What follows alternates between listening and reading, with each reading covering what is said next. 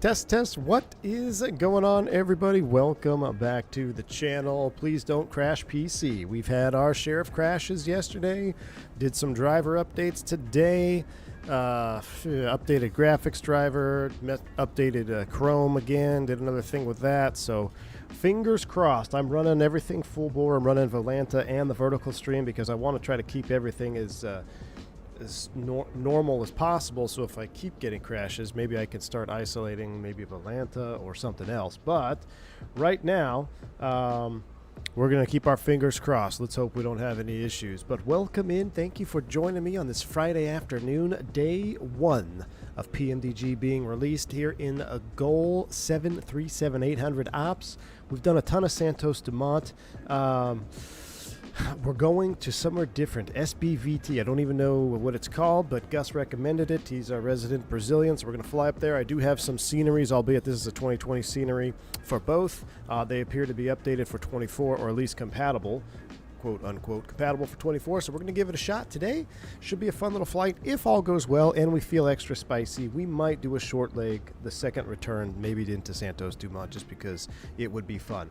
But SBVT is Vitoria. All right, thank you, man. Appreciate you, Lucas. Thanks for that. Anyway, yeah, no more Citation X until that's fixed. Well, I want to do some more Citation 10 flying because now we've confirmed, dang, that's loud.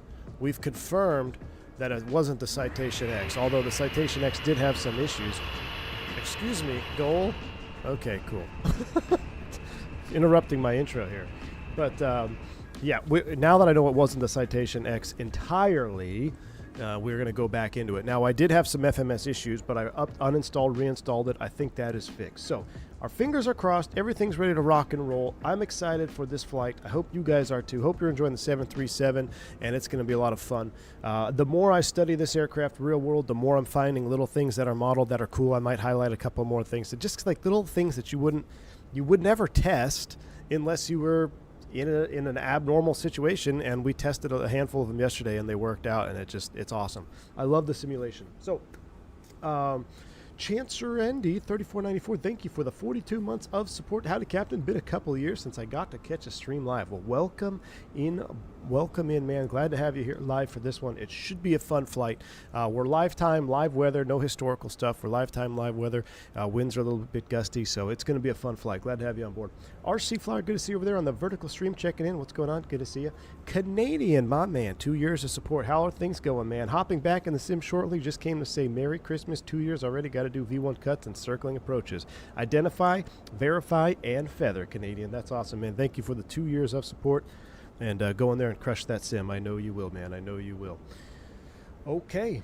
Who's ready to rock and roll?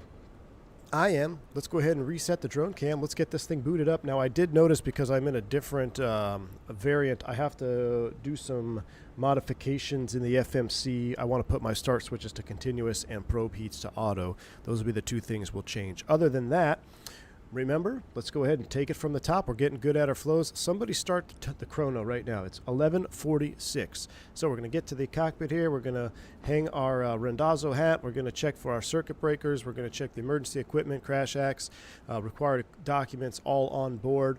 We'll come up here. We'll verify that the QRC is in position, at least for a few more months. Then we'll come up top. We realize we are unpowered, so we got to do our power up procedure. We'll throw the battery switch on. Standby power is closed, alternate flaps are closed, electric hydraulics are off, 3 green lights in the indicator down there. Now we can go ahead and connect the ground power. Ground power connected. We'll go ahead and do our power on our originating flow now. So left to right, up top. I guess we can test this because it's kind of fun, although we don't really do that in our flow. Throw that align nav. That is set. Dome is off. Interphone is off. 3 green. Oxygen. And what do we do when we see that oxygen meter up there, chat? We come down here. We do oxygen test. Test emergency. That's that button there. That emergency is forced oxygen into the mask to purge smoke from your mask. So that's what we're testing there. You notice the difference. That's 100%. We're going to leave it at 100%, but normal is just demand. So when you breathe in, you get oxygen, but if you have it in emergency, it's going to be a constant flow to the mask. And again, that's to purge any smoke if you had a smoke in the cockpit scenario and you put your mask on, you want to make sure you can purge the smoke from your goggles. That's why we check that. So that's been checked. We've got enough crew oxygen. EEC switches are on. Radio panel as desired. That's good. Flight recorders test. Off lights illuminated. Do our Mach speed. Do our stall warnings. Stall warning 2.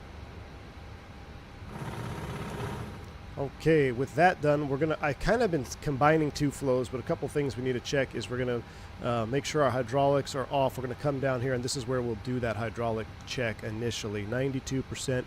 Engine is 95%, but I'm gonna make some modifications here real quick. So PMDG setup, options, simulation, and we're gonna show the rest of everything is pretty much what I want, except I need to change to quartz, and I need to change the... I need to change... No. Performance? No. Where is it? Aircraft equipment.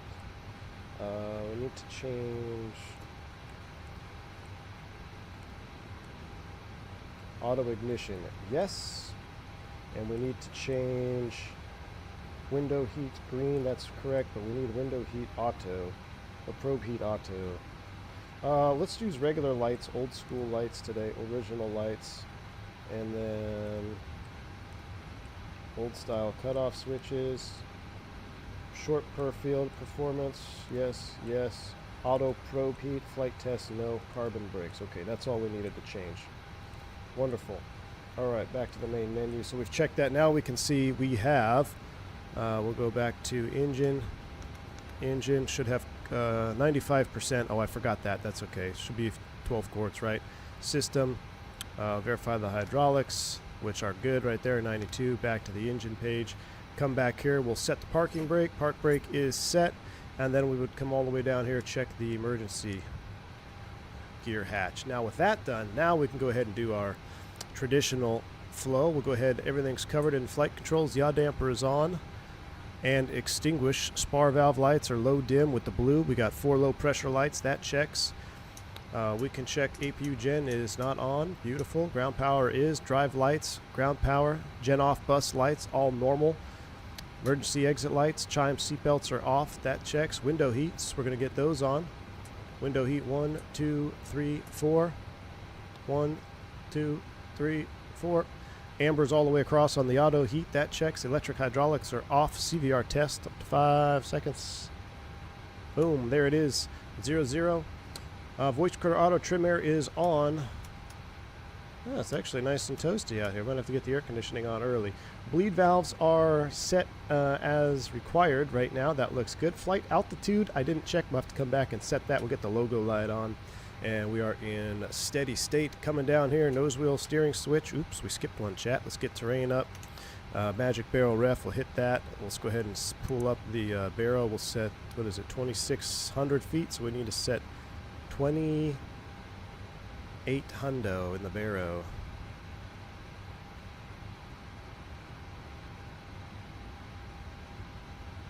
$200 feet above field. I can't wait till I get underneath this. I may or may not have ordered a Windwing FMC 747 panel, or a 747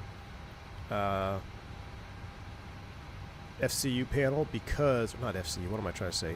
FMC panel, because it's got the more closer buttons to the new NG's FMC, which is pretty cool. All right, coming along through here, we do have terrain mode up. That is set. Let's go ahead and get flight director, auto throttle, flight director across the board. That checks out. Fuel flow, reset, back to rate. Anti-skid is off. Coming around, HDS panel over there looks good. These are all closed and guarded. We'll throw you FMC, a knit ref is fine. And back down through here, fire test. All right, we've got tool ambers, so let's go ahead and do this. Wheel well, there goes our overheat detect, beautiful. And let's go ahead and do 1 and 2. Excellent. Come through here, we turn our radio on. We're actually going to need that, so it's good that we do that. Standby is required. Cargo fire test. PFP4 doesn't work with 2024? Are you serious? Why? The PFP4 doesn't work with 2024? How is that possible? Why? How is that possible? Why? Why, Darth? Do I need to change the 777 panel? It's the same thing. Why wouldn't it work with 2024? How could it not work with 2024? Everything looks good here, and we'll go ahead and squawk 2000. Stab trim is closed. Flight deck door procedures, we'll leave it. Rudder and aileron trim 0. All right. Rocking and rolling. Let's go ahead and get the ATIS. Let's go ahead and bring up our electronic flight bag. Let's go ahead and bring up our charts, departures, and do some plug and play. Airport information Lima, 1736 Zulu, wind 180 at 8, visibility 10 miles or more, ceiling 1300 overcast, temperature 22, dew point 18, QNH 1017.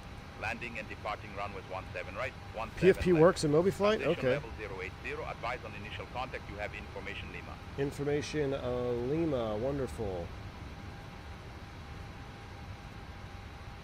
Cargolar 357, ready for airways to Goya Barris Airport. Cargolar 357. Why am I Cargolar? I thought I was Goal. Right, Bayan 3 Alpha departure. Uremi transition initial climb to flight level 090, squawk 5632. Bayan 3 Alpha departure, Uremi transition, squawk 5632, Cargolar 357. All right, 5632 in the squawk code. Cargolar 357, read that correct. Contact ground 121.9 when ready for runway 17 right. Spin these in. Ground 121.9 when ready, Cargolar 357.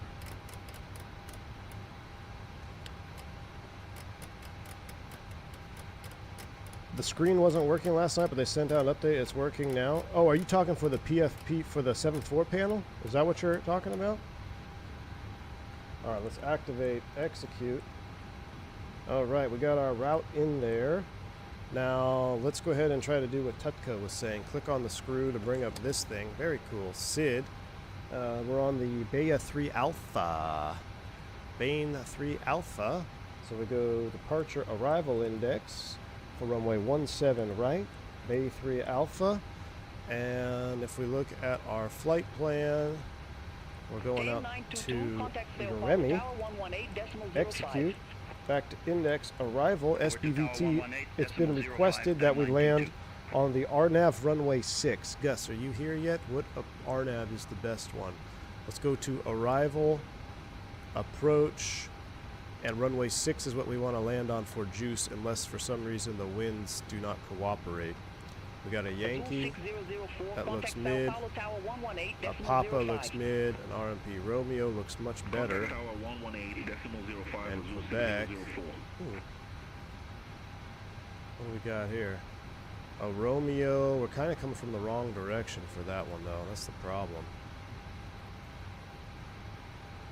RMP 0.5. I mean, we can do it anyway. We'll do a scenic tour.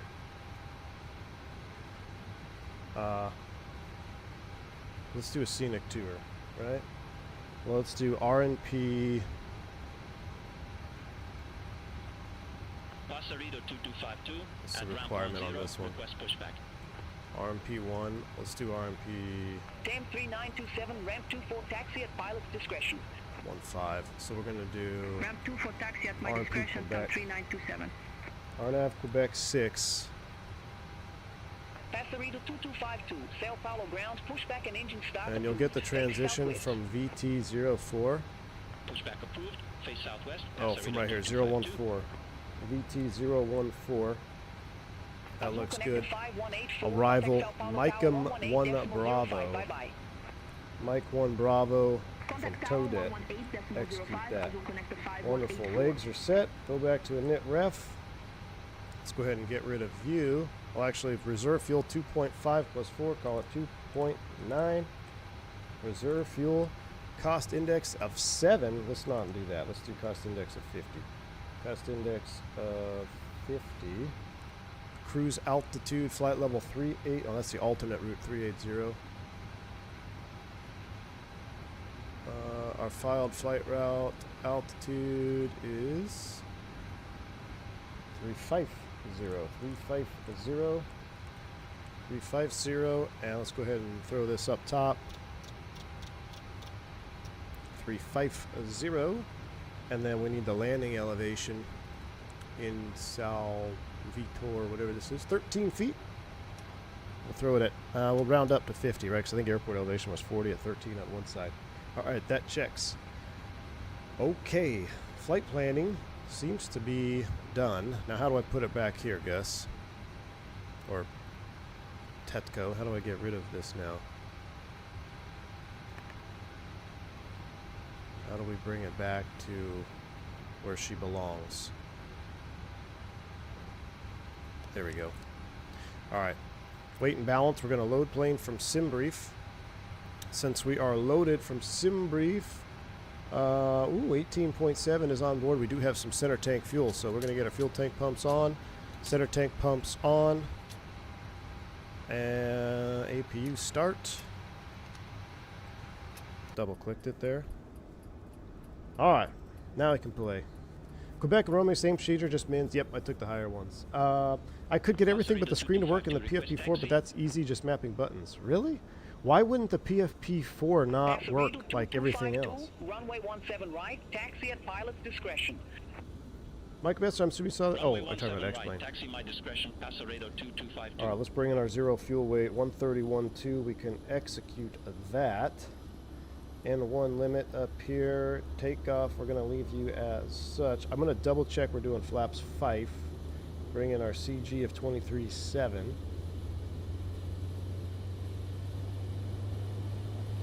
YouTube tried to have me watch this at 720p on 1 gig. Nice try, AFO. Welcome to 2K, my man. Welcome to 2K. Lane, what's up, man?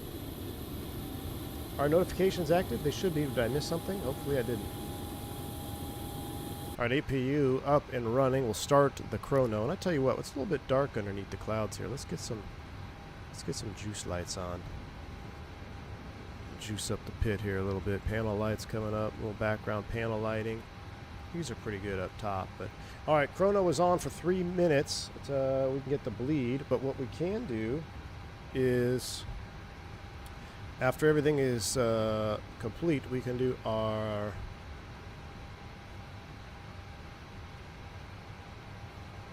well, I'll put you on bus and let's get some air going for right now. We'll just stand by.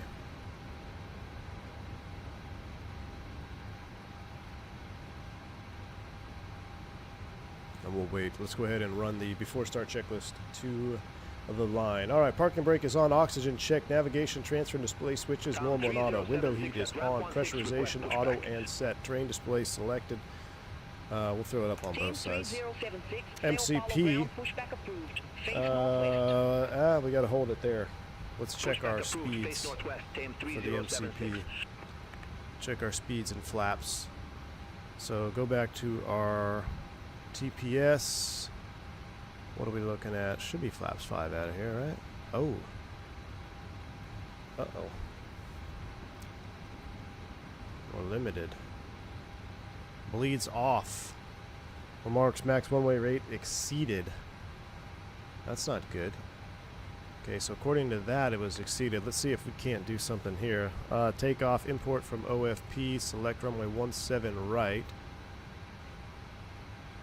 And import from aircraft, flap optimum, rating optimum, anti-ice off, air configure. Let's try it. Let's try it on import weather. Flaps 25. Wow. All right, flaps 25 bleeds off. Oh my goodness. All right, flaps 25 bleeds off. 34, 35, 42. We'll set 142 up here in the FCU. 3138, ramp 13, request pushback. And let's take a look at the, if we have to come back around real quick. 3138, Sao Paulo ground, pushback and engine start approved. Departures, airport, we're departing runway 17 right. Pushback and engine start approved. ILS Face 17 northwest, right approach course 3138. is 169. 169 across the board. 3076 request taxi. Yeah, flaps 25. That's short field performance package. Yeah, so 3076, we're gonna do short field runway takeoff. 17 right, taxi at pilot's discretion. So 169, 142, 169, 9,000 is set. All right, let's Runway run a before start checklist from the top, please. And actually, has it been 3 minutes? 2 minutes, close enough. Let's get the bleed panel on, and now let's go ahead and run air conditioning, dual bleed light as normal. Let's go.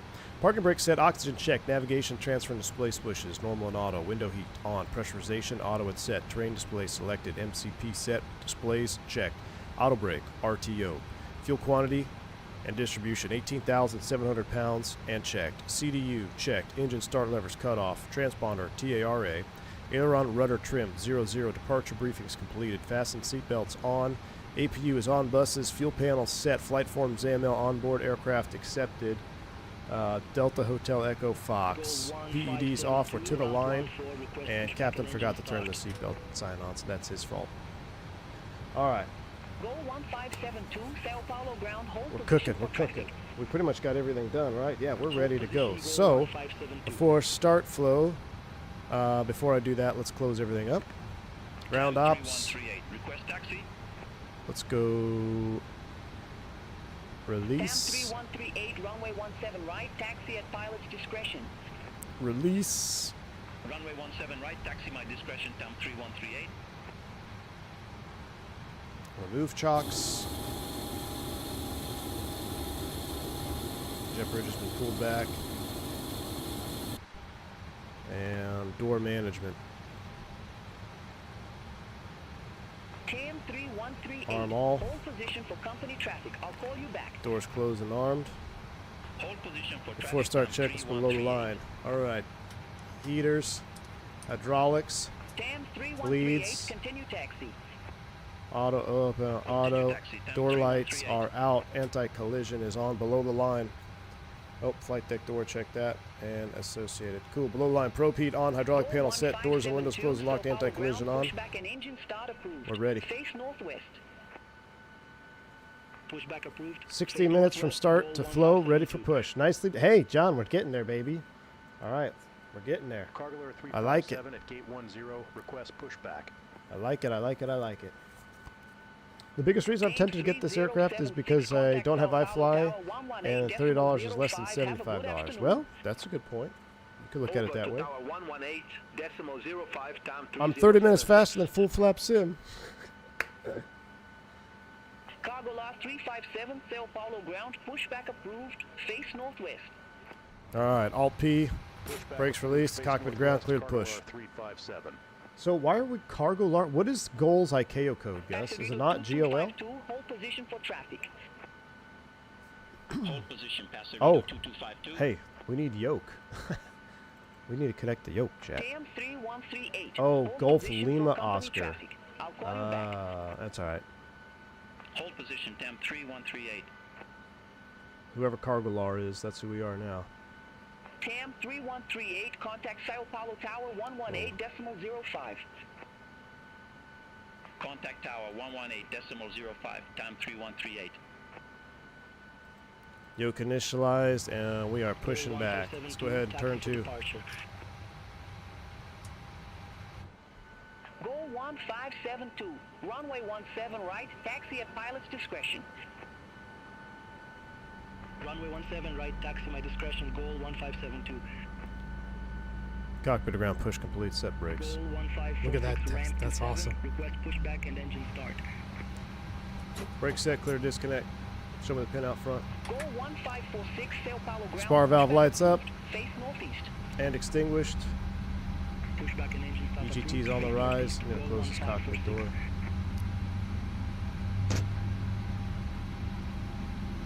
Let's set up the camera for the second engine start. Ramp 24, taxi at pilot's discretion.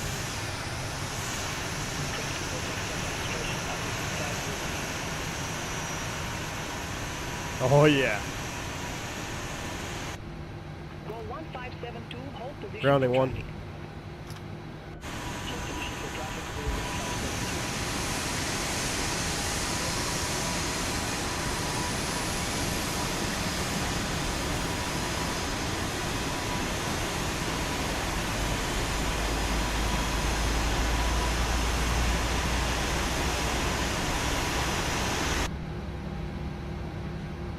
N1 rotation. We'll check the spar valve, all that good stuff.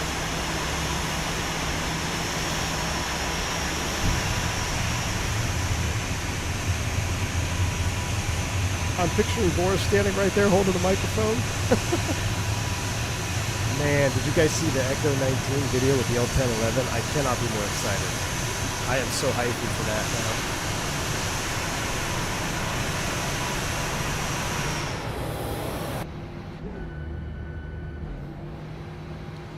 All right, two good engines starts. So after start checklist, we're gonna go auto, off, set, APU's coming. Oh, Capitan! El Capitan didn't trip his generators. Look at that. Okay, hold on. Pause. Timeout. Real quick. All aircraft be advised Hold on. information might now current Q&A. Yesterday, we tested the one and only way the 737 can auto-gen switch. In the book, we learned about this yesterday. In the book, you will get one auto-gen switch, one flight, only after rotation. We tested it yesterday. It worked. I was going to say, well, what if we try it on the ground? Maybe it's just the way they coded it. No, it's completely simulated correctly because on the ground, it will not auto pick up the load. It only picks up the load airborne one time if you forget. And we did exactly that. And it cooked. We just screwed everything up. So we need to do a reset here. We got display source flag and everything. Okay, hold on. Off. We gotta get the yaw damper back on, and we actually need the APU back on. Shoot, we need to get the APU back on because we're gonna do bleeds off or packs off. We gotta get the APU cooking again.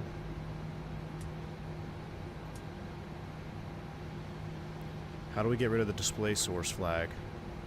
I read about it and I forget. Oh my goodness.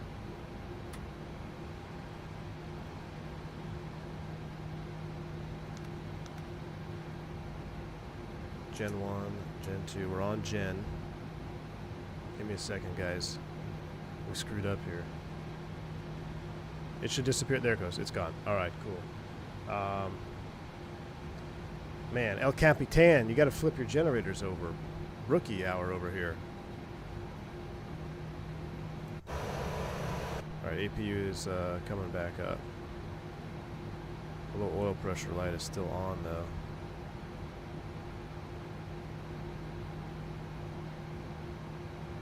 The APU hang now.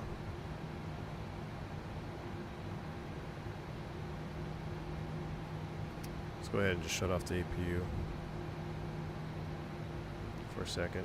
Alright, let's do our after start flow. My goodness. Dual FMC op restored. Trim 3.8. Pretty much right there, right? That's 4, 3. It's about as far forward as we can get it. Alright, flaps 25. 1, 2, 5, 10, 15, 25. Traffic, I'll call you back. Hold position goal 1572. Goal 1572, continue taxi. Verifiers, Continue taxi, goal 169, 142, 169, 9000 is still set. Flaps 25, trim set. Speeds are set. Goal 1572. Wow, look contact at the Sao flaps Paulo Tower 25 for 118 takeoff. Flight controls 05. Have a good afternoon. free and correct. Over to tower 118.05, Alright, goal that is set. 1572. I still need to fix this. Alright, let's go on and start. I need to get the APU running. We'll make sure she's up and running by the time we get to the whole short line. Whew, okay. Can we do an after start checklist, please? Anti-ice as required. Generators on. Air conditioning and bleeds. We're going to hold the checklist there. I'm going to put the checklist over my FMC so I don't forget. We gotta do that after we get to the runway.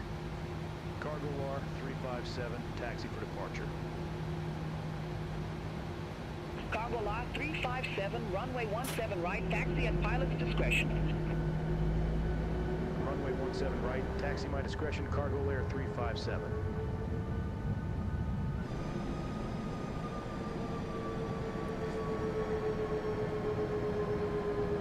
Look, we're holding everybody up. I love it.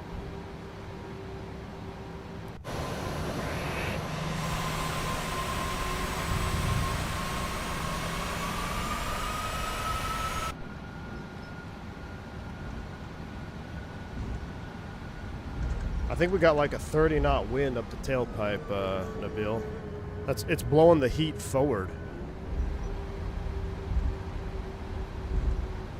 All right, APU is up. All right, good. So now I actually have to look this up. I don't know how to do it. Bleeds. Actually, bleeds off. We're gonna configure. So we're gonna go APU bleed on. Hold position for traffic.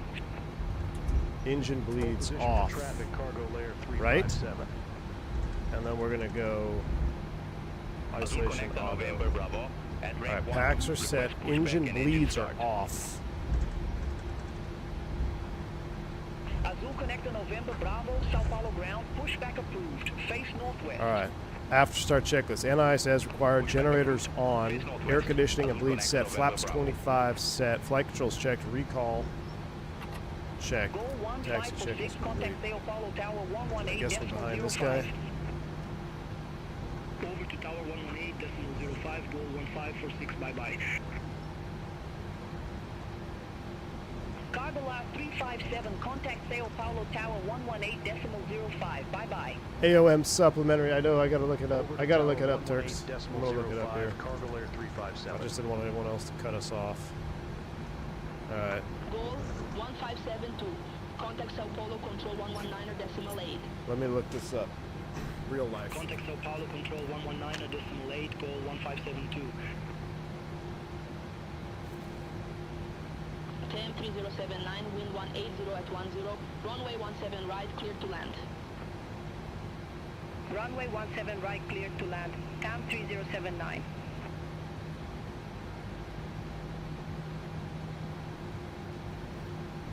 Alright, bleeds off, takeoff.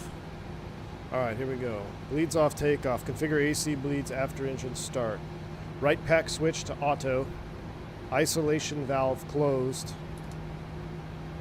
Left pack switch to auto. Engine 1 bleed air switch is off. APU bleed air switch is on. Engine 2 bleed air switch is off. Trim air switch is on. Wing anti-ice off. The wing anti-ice switch must remain off until engine bleed or back to auto. After takeoff or high altitude takeoffs, reconfigure as soon as practical above acceleration height. If engine failure occurs, do not position bleed air switches on until reaching 1,500 feet. At acceleration height and prior to 10,000 feet, engine 2 bleed on, APU bleed off. When cabin rate of climb stabilizes, engine 1 bleed. I'm gonna have to leave this open. I'm not gonna leave this. We'll leave this open over here. All right, we are ready to go. Let's do the rest of our before takeoff flow. Takeoff data and bugs. Closeout received and checked. Flaps 25, green light. Stab trim is 3.86 units. Takeoff brief complete. HUD set. Generators on. Air conditioning and bleeds auto and set. Below the line. MCPND checked. Runway 17 right. PA is complete. Lights set. Before takeoff checklist is complete. Traffic 1 mile final. No delay. All right.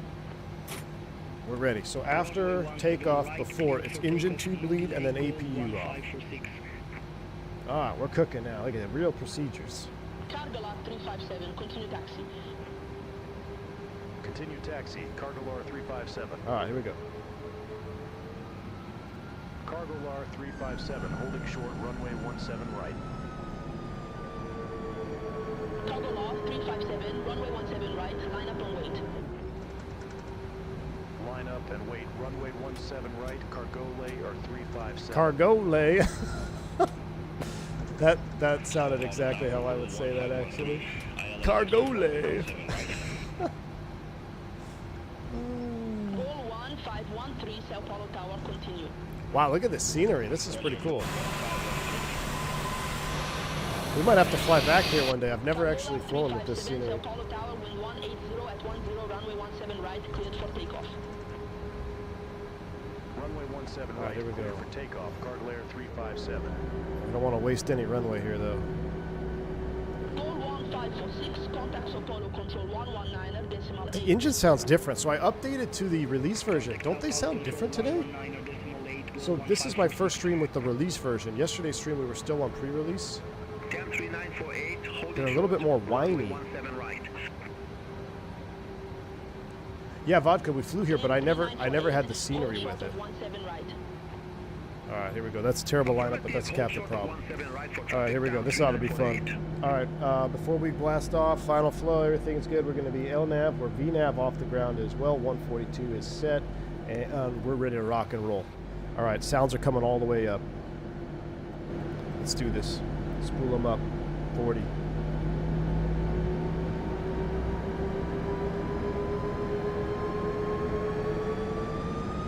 Yoga.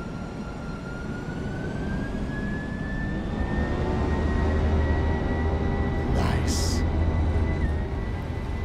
All right, N1. Toga. Don't say that. 80. Whoop. 80. Look at that. 101.1, right as it should be.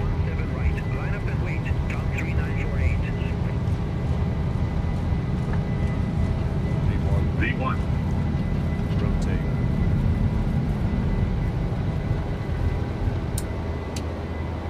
Positive rate. Gear up. LNAV. Fly with.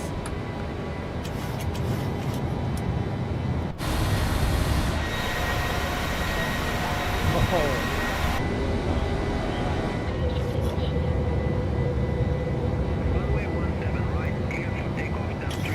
Don't reconfigure here until we actually get to our Excel height. Calcula 357, contact Sao Paulo control 119 decimal 8. Contact Sao Paulo control. There we go. 119 decimal 8. Cargo layer 357. Flaps 15. Sao Paulo control. Cargo layer 357. 1,500 feet. Alright, after takeoff, after Excel height. Jeez, I need to turn on the autopilot. Jesus. Command A. Flaps 1. Right pack. What is it? Engine 2 bleed on.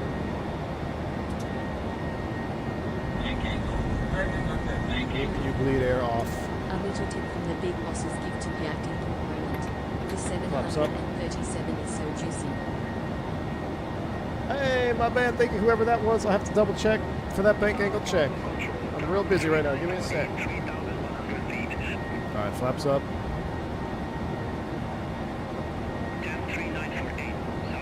Alright, one cabin climb rate stabilizes, which it has. Engine 1 bleed air on. Isolation valve, switch, auto. APU as required. APU's coming off. After takeoff flow, flaps up, no light, gear handle off, RTO is off, bleeds packs, auto it's set, APU is off. We got a low pressure light there right now, that's fine. We'll get it in a second. After takeoff checklist, please. Flaps up, no lights. Gear off, auto brake off, air conditioning and bleeds. Air conditioning bleeds and pressurization check, NIS as required. APU as required. After takeoff checklist complete. Fuel lights, center tank pumps are coming down. Yes, yes. Now that was epic. All right, sound's coming all the way back down so we can think. That was cool. I missed a bunch of stuff there. I didn't even have an alert box on for that. I apologize. Let me pull it up. As we look at a little wing view here. Smooth as butter out of here. Did he give us, climb to 17,000. I didn't even get that. This is why my buddy said this a long time ago. He's like, man, everyone who thinks it's going to be single pilot ops, they haven't flown a 737. There's no freaking way you can fly the single pilot, man. I missed that. 17 is set. Could you imagine doing that all single pilot for real? Hell no. And then do all that and then something goes wrong? My goodness. XP72 sounds detected? What? What do you mean XP72 sounds detected?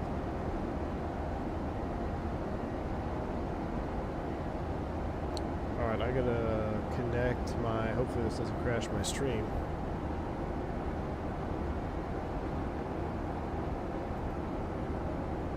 Oh, yes, yes. Yeah. I was watching him on my way into the HQ today.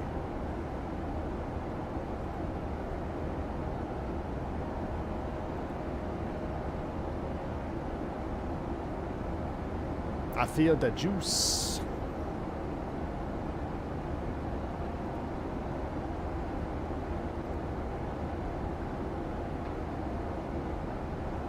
Dom Pellegrino, my man. Thank you, Dom. Sorry it took me forever to get to that. A little tip from the big boss's gift to the active component. 7.3 is so juicy. Thank you, Dom Pellegrino. Really appreciate you, my man. Very kind. Thank you for supporting the channel. Glad you're enjoying it, buddy.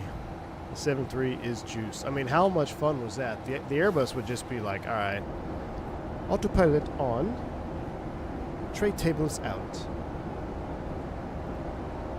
7.3 is goated, guys.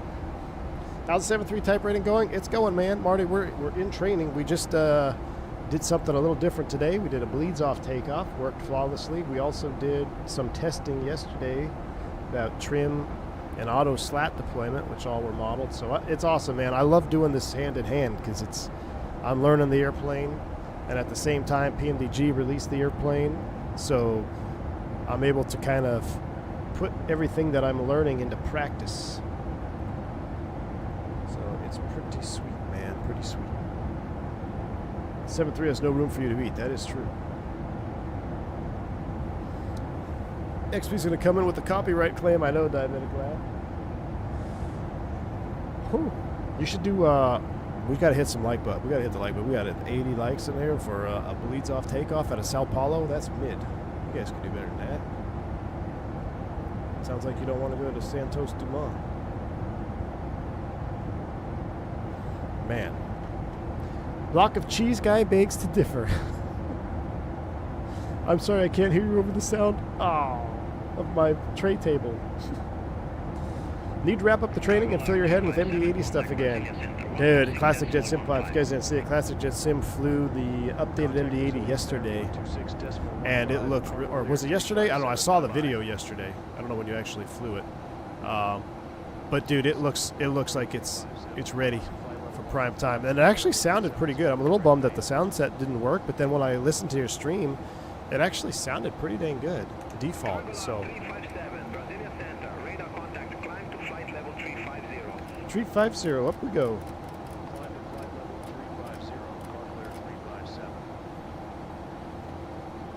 But you know what else I hope? I hope the MD-11 drops tomorrow. Gus says, just saying that some people almost didn't make it to SPVT in the group flight we had 2 weeks ago. Oh, really? Do we have to actually review the approach procedure, Gus? Do I need to do that?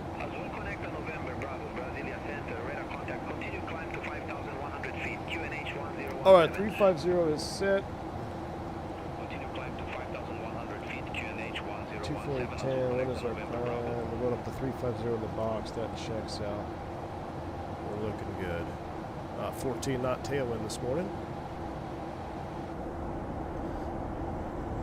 Beautiful. Pay attention to terrain close to the airport and the approach angle. All right, will do. Third time's the charm. I'll get it right eventually. Sorry I can't hear you over the sound of my pull-down footrest and electrically adjustable seat.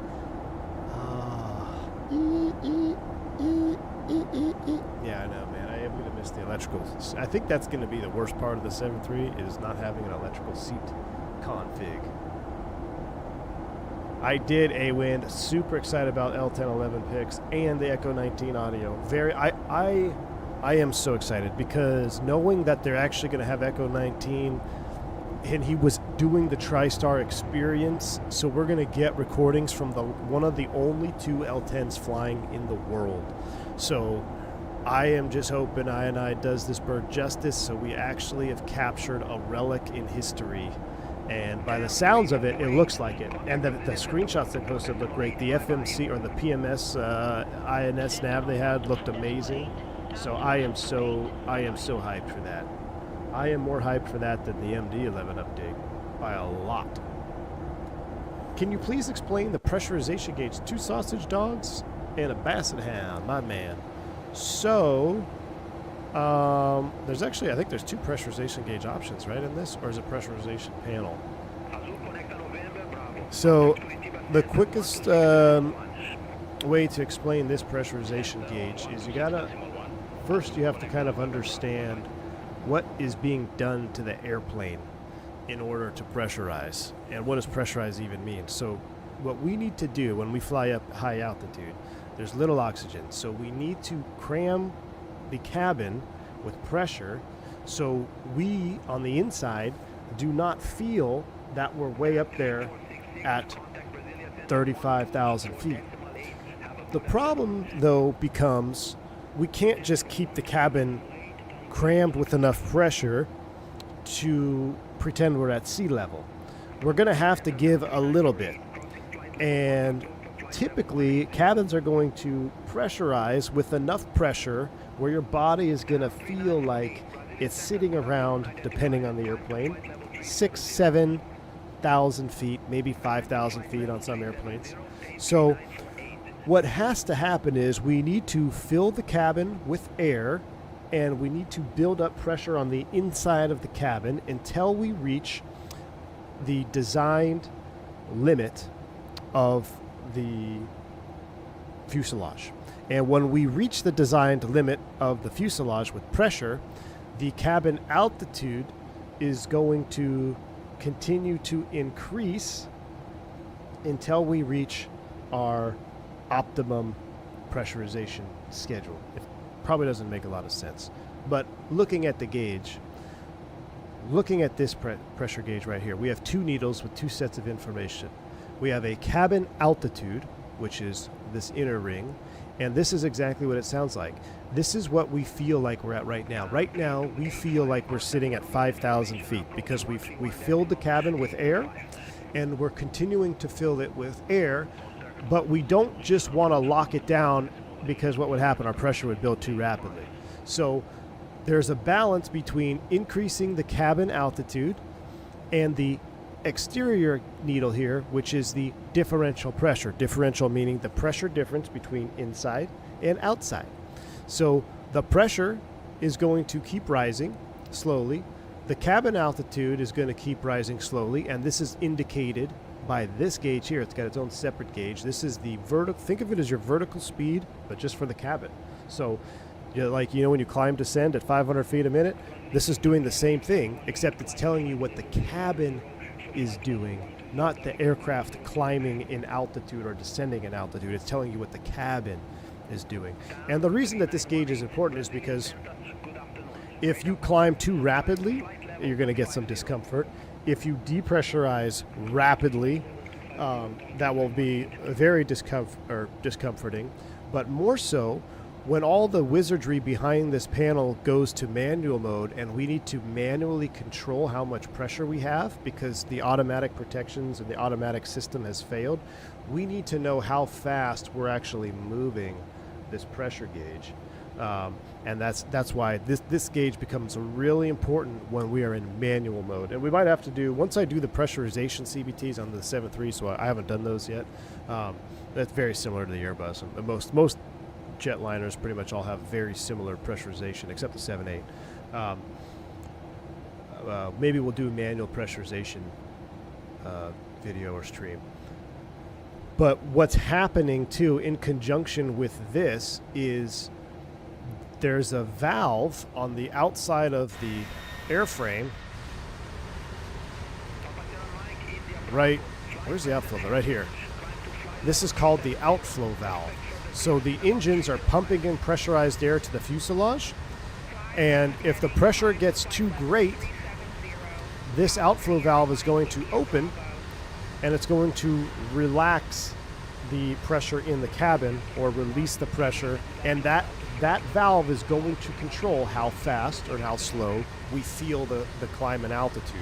So if you're ever on an airliner and the speed brakes are out, engines come to idle, and your ears start popping, that's because they're aggressively descending and the outflow valve is doing the best it can to equalize and try to slow down the cabin descent rate, but it will only do it so much because if this fails or gets out of position, we run the risk of structural failure on the airplane. But the engineers thought of that and they put in two safety valves. So we have a safety valve in place that if the pressure gets too great, no matter what, those safety valves are going to open and they're going to see the pressure drop and maintain below the red line. This is operation within the orange band is normal on the 7.3 apparently. But what is it, 8.9 psi maybe? I have to look. That looks like to be the max limit to then where the relief valves are going to take over. But that's only if there's a problem. All things working normally, that one outflow valve is going to control how fast or how slow we're climbing. You see here we're climbing at a very comfortable rate, only about 200 feet a minute, even though the airplane is doing 850 feet a minute. So very gradual changes. It's much more comfortable on the passengers and on your ears. So that's, hopefully it makes a little bit of sense. But, and this is all based on the altitude that you put in here. There's the computer, the cabin pressure controllers are going to calculate, okay, we're going up to 35,000 feet. I know at 35,000 feet I need to be at X PSI pressure, so I'm going to climb the cabin at this rate, so when we reach 350, we'll have a nice gradual cabin climbing pressure. Same thing with the landing altitude. You're cruising at 35,000 feet, you have a landing altitude in the box or in the window up here. The computer knows, okay, I need to depressurize this airplane before we reach this landing altitude, and it's going to calculate a comfortable schedule to move that outflow valve and get the pressure down. So when you eventually get down to the ground, we could open the doors, because if you have a pressurized cabin, you're not going to be able to open the doors either. Well, technically, you could, depending on how much pressure you have, but if you think 9 pounds per square inch and you look at the size of the door, think about 9 pounds every square inch on that door. That's going to be a very difficult door to open, right? So, and it could also be risky if there's a little bit of pressure in there, which is why we have limitations on opening doors. And the Airbus actually has a little pressurization triangle in the window. If you look on your Fenix, you can see it. Look at the door handle, you see a white triangle. And the reason we shut down, or at least my previous operator, we shut down engine 2, then seatbelt sign off, because with the master split, if there's any pressure in the cabin, that light will blink. So, and if it's blinking, then we know that there's residual pressure in the cabin. All right, we're climbing away. Let's get rid of you up to 350. Everything is looking fantastic. Is that say top of climb right there? All right, cool. Yeah, hopefully it makes a little bit of sense, man. 787 has pressurization? Yeah, the 787 is all electric, so everything we just said, it's similar, but instead of the engines providing the pressure, it's done by electrical air, and it's much healthier. 2026 is the year of the retrojet L1011, Just Flight A300, and F7100, PMDG 74. Oh my gosh. Diabetic lad. It's going to be wild, man. It's going to be wild.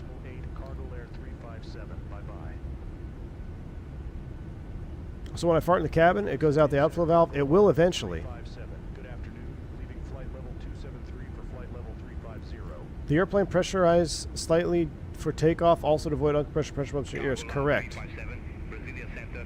So I don't know if anybody ever flew on MD-80s, but if you flew in the MD-80, same deal with pressurization, but it was much more, I'll say, it was more rudimentary.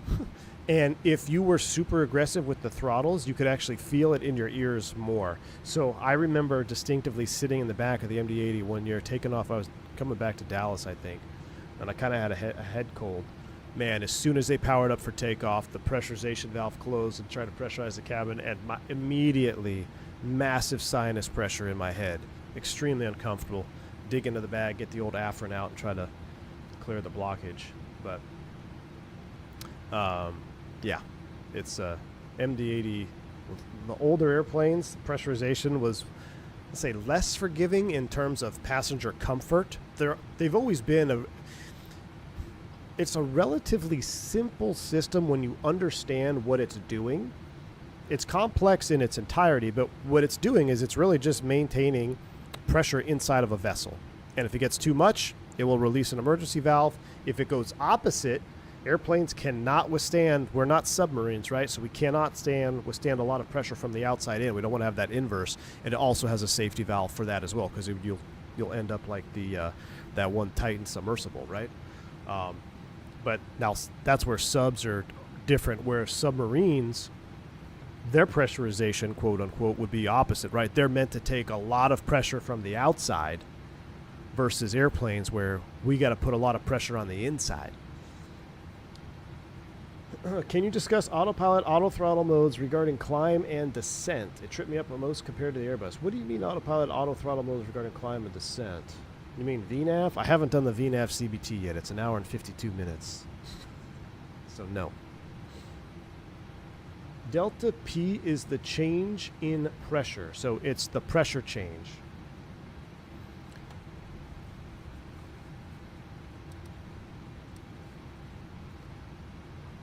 How come you couldn't just transfer to another carrier to fly Airbus, the 7.3 rocket type, or the Airbus so good at those pilots don't leave both? The Falcon. Well, I actually wanted the 7.3. I wanted a change. I didn't want to learn a new way to fly the same airplane that I'd been flying for 10 years. If I'm going to learn, if I have to be new, I want to learn new all the way across the board. And I wanted something different, man. I'm mixing it up. 2026, new year, new me, hashtag. Tutka says, I'm used to speed not being in the window, but seems like most of these modes put speed in the window. You're watching too much full flap sim, Tutko. I will, the way full flap sim flies with the speed window is really what they fly. It's weird. It's different. The way we fly it is much better. I'll have a full tutorial series for you here very soon. There's this thing of throttle hold mode. Throttle hold mode. Yes. It does. It can activate hold. Yes. Infinite 2441. What's up, Captain? Notice you've been flying the 7.3 a lot. Are you moving to the aircraft now? I am. Yes, I am. Tam 3474, Brasilia Center. Expect Edmus 2 Alpha. When will your first real passenger flight be? Probably sometime in February. Expect Edmus 2 Alpha, runway 10 Will I be keeping the 320 license? Of course, it doesn't go away, but I'm not going to be current on it. And you can only maintain currency on one aircraft in the U.S. at a time. So you can't maintain currency on both the 7.3 and the Airbus in the U.S. I think there's other countries that allow that, but as far as the U.S. and 121 operations are concerned, line pilots cannot maintain dual currency. I don't know if there might be some carve-outs for like Czech pilots or something, but as far as line pilots go, no.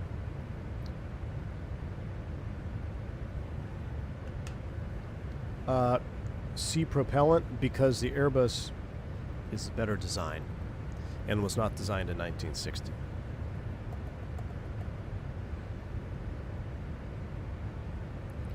But they do the same thing.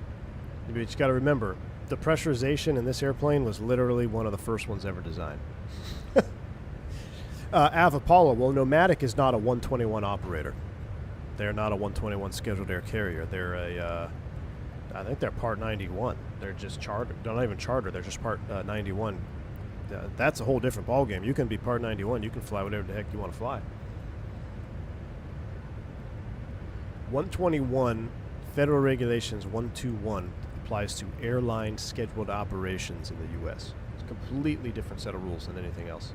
It's the most restrictive, the most conservative, the most complex, really. Pressure. Hey, LW, what's up, man? 50 months support. What in the universe does tech outrank A&M? We're going to find out here real soon, LW. So I got a good fishing buddy. He's a hardcore tech fan. So I'm going to be pulling for A&M. I was going to stream tomorrow. I might do an early morning citation stream tomorrow, guys. I kind of want to fly. I don't know what it is. I like to punish myself. I want to stream early morning. I want to do like a 8 a.m. departure somewhere in the Citation 10. But I want to get back for the A&M game, Miami. So, yeah, Al, it's going to be an interesting weekend of college football. Looking forward to it. Football as well, man. Al, also, 75 degrees for Christmas in Texas. Why? I'm so depressed. I need cold air in Texas, man. If I wanted a 75-degree Christmas, I would have moved to Florida. Yeah, Bama and the Sooners tonight, Bills Mafia. Remember the Helios flight that didn't pressurize? The mode selector was in manual mode. Correct, Jeremy. So the Helios flight that Jeremy is referring to is the Ghost flight. And what had happened was maintenance has a procedure that they were doing, and they moved the pressurization into manual, which there's nothing wrong with the pressurization in manual mode. You can completely fly the airplane 100% safe with the pressurization in manual mode. The problem with the Helios flight is the cabin altitude alarm, when it started going off, confused the pilots because they thought it was a takeoff config warning. And they're trying to troubleshoot, why would we get a takeoff config warning, out of 10,000 feet? And in their defense, I believe on the, was it a 400, 300? It was a classic 7.3. It wasn't an NG, it was a classic. The sounds were actually the same. It was the same warning sound. Now, I don't know if they had an oxygen. No, you don't. I don't know if you get a fault. I don't know. I don't think there's anything up there that would light up either. But they confused it. So they were trying to troubleshoot everything else. And then but by the time they realized, well, they never realized it. They just kept climbing. And what happens when you keep climbing, if the pressurization is in manual mode, the outflow valve that we talked about is stuck. It was stuck open. So like right now, if you look, the outflow valve that I showed you in the tail of the airplane, it's almost closed, right? Because we've got nice pressure in here. We're coming up on 7,000 feet of cabin altitude, and we want to keep it nice and pressurized in the cabin. But they took off that outflow valve. I don't remember where it was. I don't know if it was full open or half open, but it was open. So even though the engines were pumping air into the cabin, the outflow valve was open, so it was just going right out. And the cabin altitude of this needle was climbing up here. If these needles are the same, you got a problem going on here once you get about 10,000 feet, or actually really ever on this system. They really shouldn't be the same because the way this scheduling works, it's a little bit different. On some more rudimentary systems, you'll actually see the cabin altitude climb with the pressure, with the you'll actually see the cabin altitude climb first, and then once it reaches its max altitude, then you'll see the pressure needle start to move. I think there's some of like the GA airplanes do that. It's a slightly different system, same concept, but not as comfortable and not as advanced as these airliner pressurization systems, but very similar. But yeah, this just kept going. So you'll get an alert at 10,000 feet, 14,000 feet, the mast dropped. And they just never realized. They became hypoxic. They passed out. Everybody in the cabin passed out. There was one person that got up and started using the portable oxygen mask to walk around and try to figure out what was going on. I think he actually got to the cockpit, but he didn't. He couldn't. They eventually ran out of oxygen too and passed out, fell asleep. So everybody fell asleep, and that was it. The airplane continued to fly its flight plan. It then got to the end of the flight plan. It started circling, and eventually ran out of gas. And when it ran out of gas, she came down. Same thing happened to Payne Stewart, golfer. So, very unfortunate. Very unfortunate. 62 degrees in Omaha on Texas. That's Christmas. That's bonkers. It is, man. One DSC did an IFR flight to San Diego last night. It was all fog and flew down to 200. Oh, and that's awesome before you got the runway lights. Well, hey, remember, if the feds are asking, you had the visibility. You saw the runway lights before minimum. Speedbird! Hayden J. Robbins, my man. What's going on, dude? Temp 3918, Brasilia Center, radar contact. Same thing happened to me when I was due to the PMDG 73. It took me 20 minutes to figure out why I was making that sound. In real life, we all would have passed out. Yeah. Yeah. Guest says, I'm getting my ass beat with the ice and turbo on the laminar A3. Oh, ice and turbulence on the laminar 330 with the new beta. Oops, straight table. Hey, Gus, get out of here. Are you flying the route right now, Gus? That's awesome, dude. What is the auto option for seatbelts? That's a great question. Just Mafia. I have a hunch I know what it is. I feel like it's similar to my previous airframe, but I don't want to spit fake news. Remember on the Airbus, it had to do with the charging of the emergency exit signs if it was left in auto. But I don't know if it was similar or not. I actually don't know. But I could probably find out for you. Goal 1038, good afternoon, descending via Salo 1 Bravo, flight level 266. Goal 1038, Brasilia Center identified.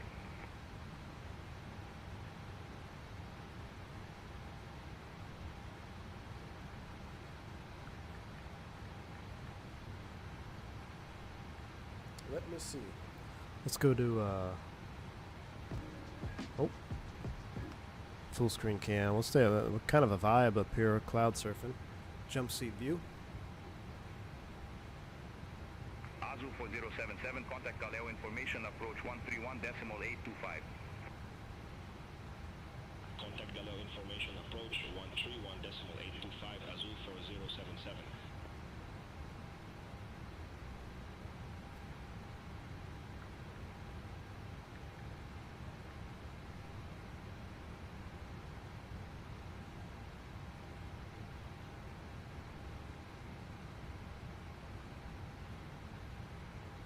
Azul connector 5333, fly present heading, climb to flight level. Andre, 100. test Expect further fluid, clearance in DFW El about 2 Paso.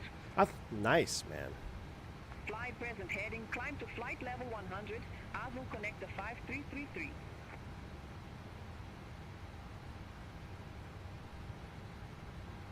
If an auto signs come on when the flaps are extended. Oh.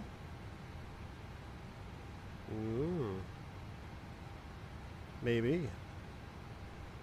I'm not saying I don't believe you, but until I read it in my AOM, I don't know, because it could be different. Actually, I have no idea where to find that, though. How thrilled are you for the Any Builds DFW? I am. Looks very excited. Any Builds DFW with L1011, Nabil. Yes, yes.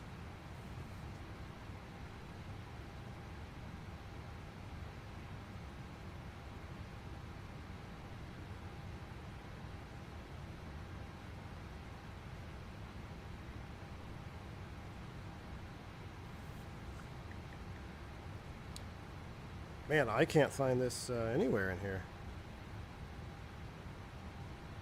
Nowhere do we put the seatbelt sign into auto. We use the seatbelt sign for chiming as well, if equipped.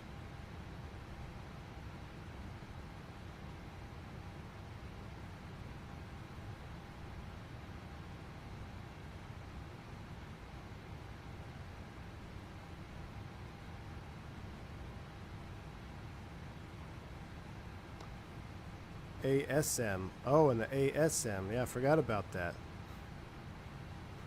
Too many books.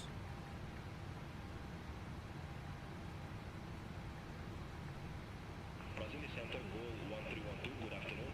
Descending via Fenix 1 Alpha, flight level 370.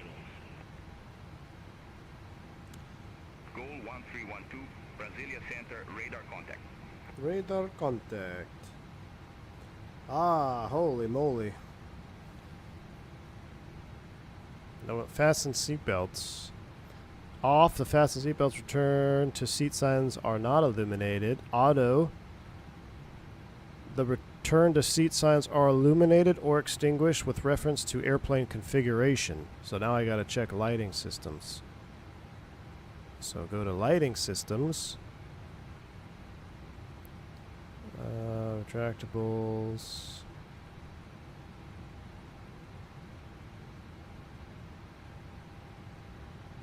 Fasten seatbelt sign. Hey, you guys are all wrong. When gear is extended, not flaps. Turkaren. Not Turks, Turkaren. I know you're in here trying to discredit me. It does not come on with flaps. You are all wrong. It comes on with gear. Passenger cabin signs. Fasten seat belts and return to seat signs. An auto will illuminate when the gear is extended, extinguish when the gear is retracted.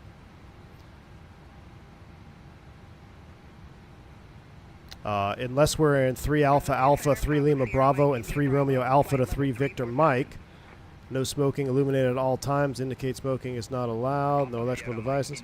In 3 Victor Mike, service bulletin 11 changes to 3 Papa X-ray. Fasten seatbelts. Return to seat signs can be controlled manually by positioning the respective switch to on or off. Moving the chime switch to on will result in low chime sounding in the cabin. Passenger cabin signs illuminate or extinguish a low tone sound over the PA system. Turkish had it that way? Well, Turkish is dead to me. But, see, that's why I don't read you guys in chat, because I don't want to look at something and then I get asked a question by a Czech airman and I recite something that Mr. Turkaren told me in YouTube chat. You're all fake pilots. Flaps was the classic. Oh, maybe, yeah. Well, it actually depends in conjunction with flaps depending on what variant. Like, you got to remember, just because we find a manual online on Google that's 52 years old and we take it as gospel, you got to remember the 737, just like the Airbus, has been modified, chopped up, remodified it again multiple times, multiple variants, multiple equipment types. What if Turk is the Czech airman? Then I'll quit, man.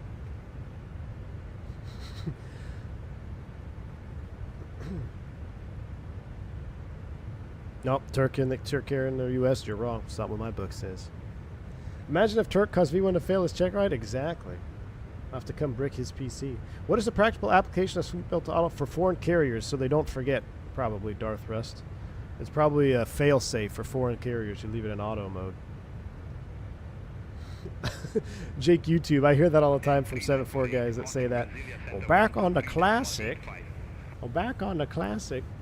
Turk's check rides just involve turning your head to the left and coughing. Are we using Chase Plane? No, I'm not using Chase Plane, and I'm hesitant to use it now because I heard it hacks your sim for views. I'm not sure. I don't respect your 737 opinion until you get typewritten. Well, that's fine. You can keep flying your outdated, manual from Google from 52 years ago. That's fine.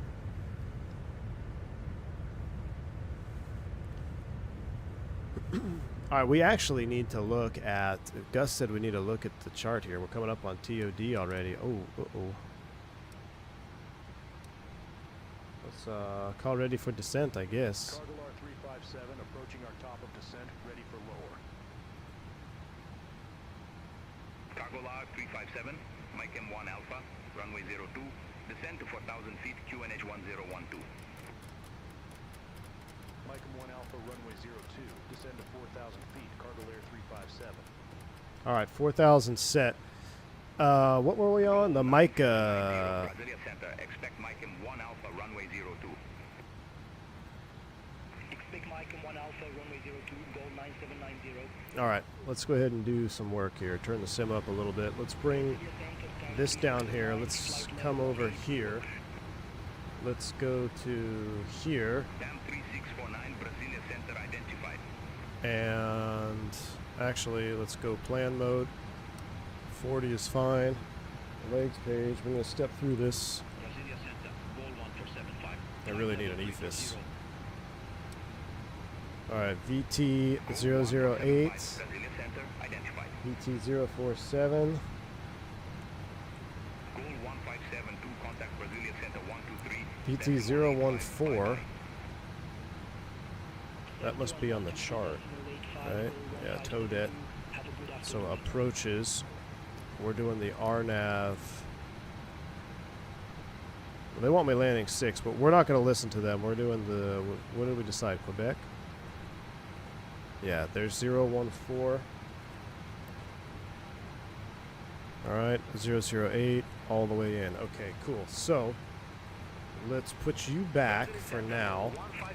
Let's run some perf data, performance tool, landing en route, flight plan, runway 06. Import aircraft deals, weather, calculate. We probably, yep, we're going to need to do flaps config 40 and auto brakes max auto, reverser all operative.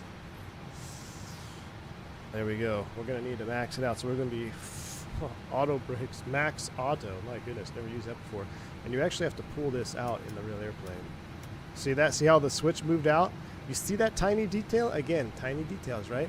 So look, to go from 1, 2, and 3, nothing, and then max. See how the switch comes out and over? All right, max auto is selected. We're going to be flaps 40. Let's go to our init ref 40 and 139. We'll throw that in there.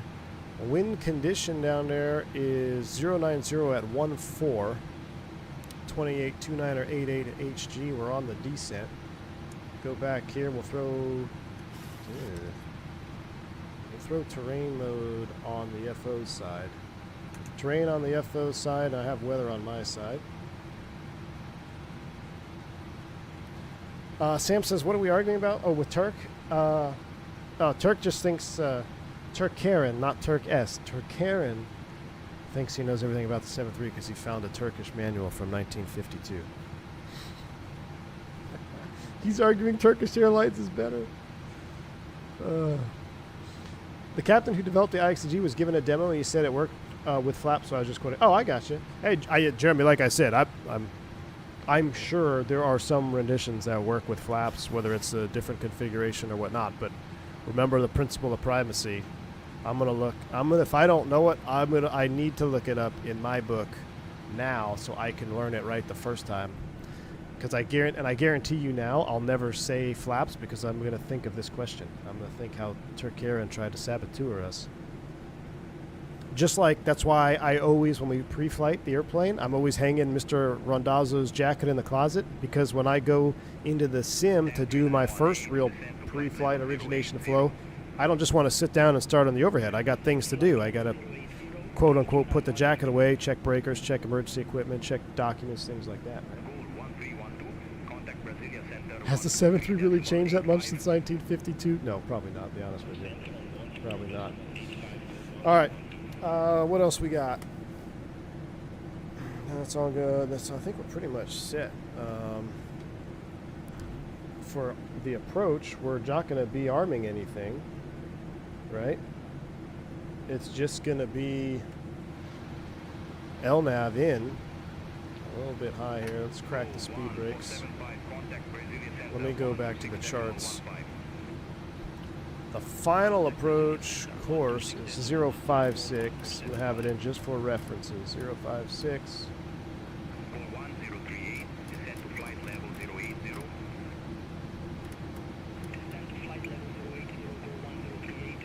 As far as our heading is concerned, we'll just sync you up. 074. Cool. Alright, trying to catch up here. I'll make a PA. We'll start our descent briefing.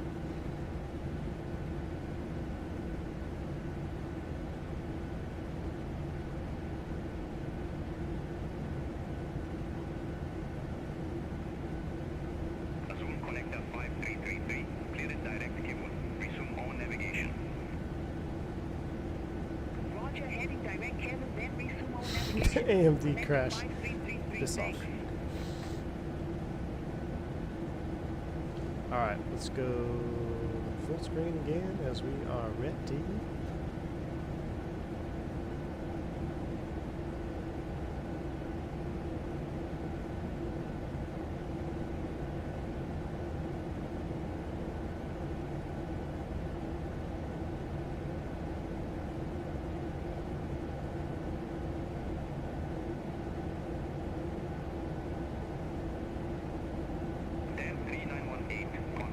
Have you started briefing it using the new way of briefing? I'm assuming they have their own way at least.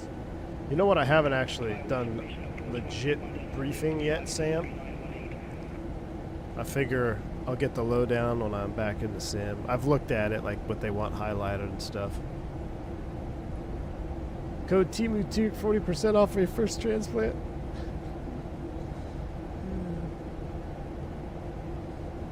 A group meet in Turkey.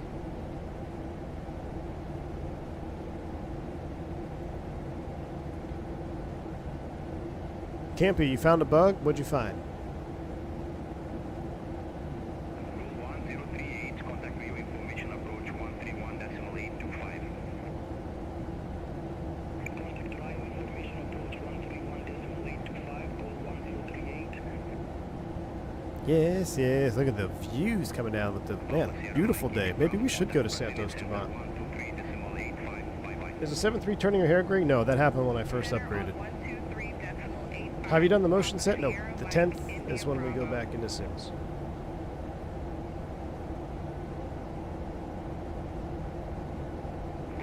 What I got a Moza AB9. Where can I find Airbus profile? Discord. Go to peripherals. Check pinned messages. I just pinned my Brunner 7.3 profile there. But, yep, that's where you'll find the Airbus profiles for Moza.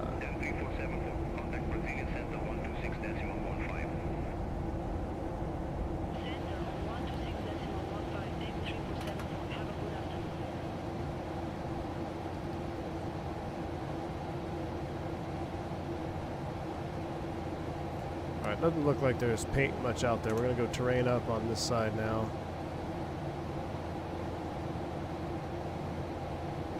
As we descend down.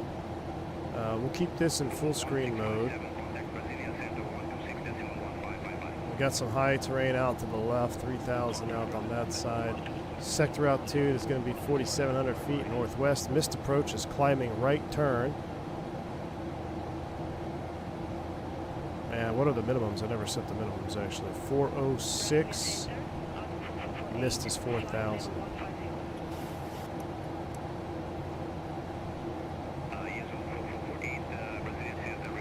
I started getting grades working on my CFI. Nice.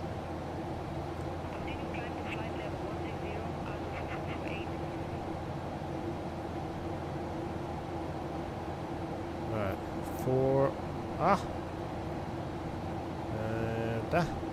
There we go. 406. Alright, 406 barrel, BL nav, VNav down. Auto brakes max auto. Flap 40, no floaties. Visual approach, runway backed up, the ILS, standard landing assessment, flaps full, manual brakes, soft go around. Towers, instructions, left traffic questions. Nope, I like it. I like that briefing a lot, Turks.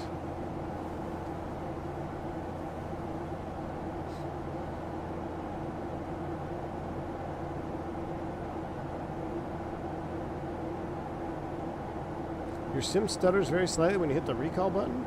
Well, that's interesting.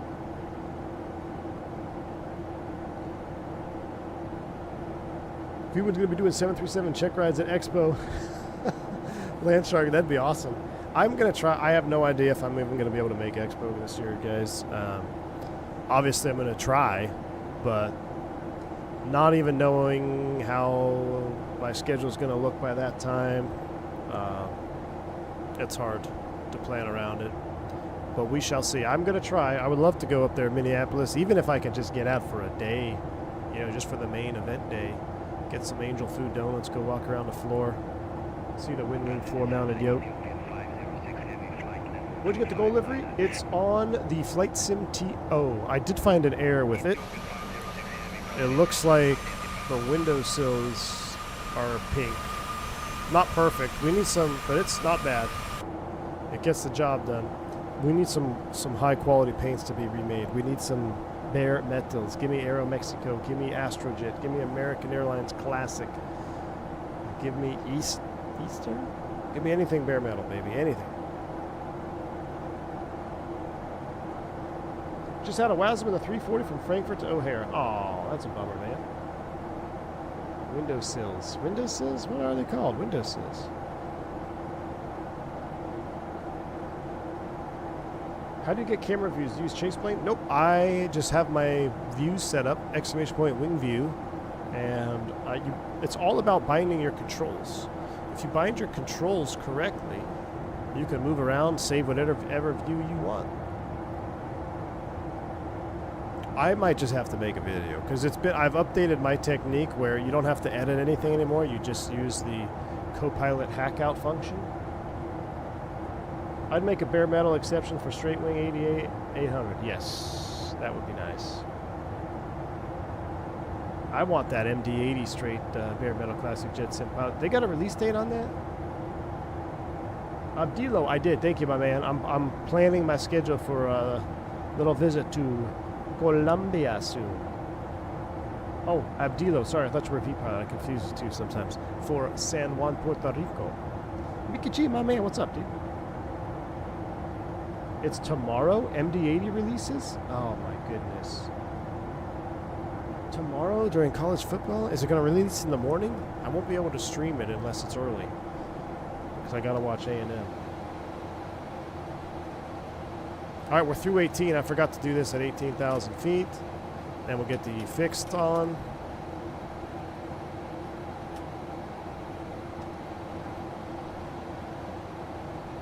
And I actually want to start slowing this up.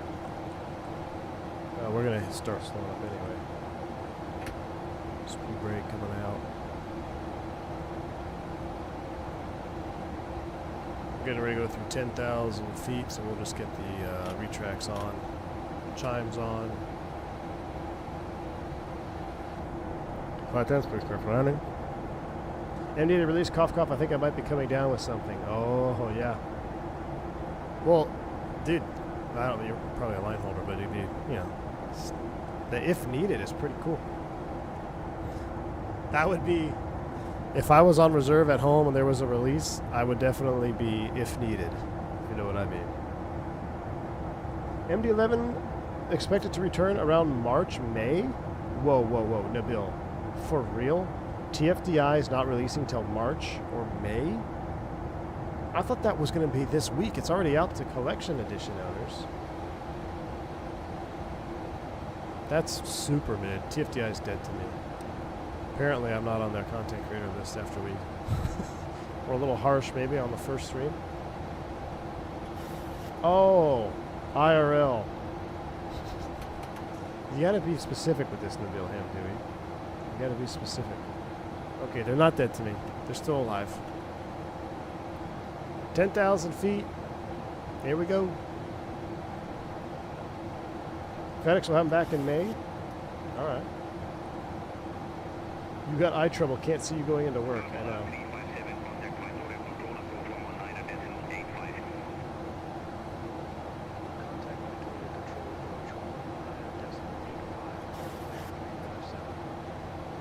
Yeah, I'm definitely not on the list now, Michael. That's all right. We'll fly MD-80.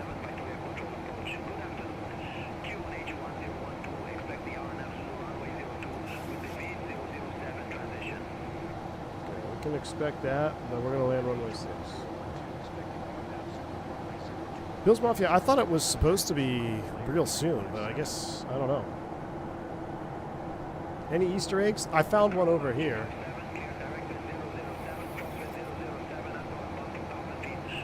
Look, we've got Randazzo coffee and confections. I mean, he did say a couple cups of coffee. This foam art looks about $7.50 plus tax. We'll call it $8 a cup. Couple $8.16.24 plus airport tax. Oh wow, you can change them all. What? Oh what? I actually didn't know this. So, you know, you got an $8 coffee. Where's my PMDG one? There we go. $8 coffees, airport taxes, $30, man. Foam art better model than the JPEG landing lights. Yeah, the lights are still JPEGs. I know. That is pretty silly. But who actually looks at the landing lights other than Nabil? Trying to make videos. Like, I can't. 4 JPEGs, Nabil? They're pretty good JPEGs, right? They're updated JPEGs. I wonder if the bottle will be FS Expo giveaway. That would be funny. That'd be good. Robert drinks the high-class coffee. Of course. I had the jump seat open and he bitched after parking. Really, Turk?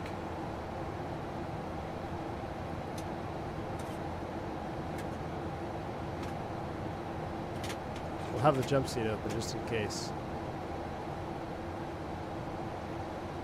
All right, let's do a descent check with altimeters.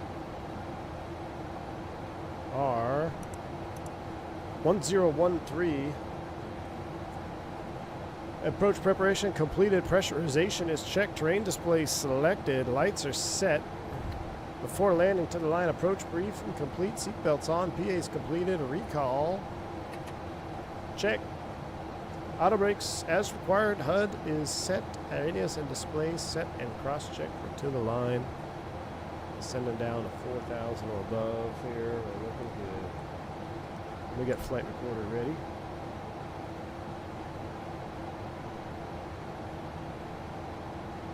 Now, I have no idea what this airport looks like. I downloaded a scenery. I have no idea if it's good or bad or if it's going to stutter, so Godspeed.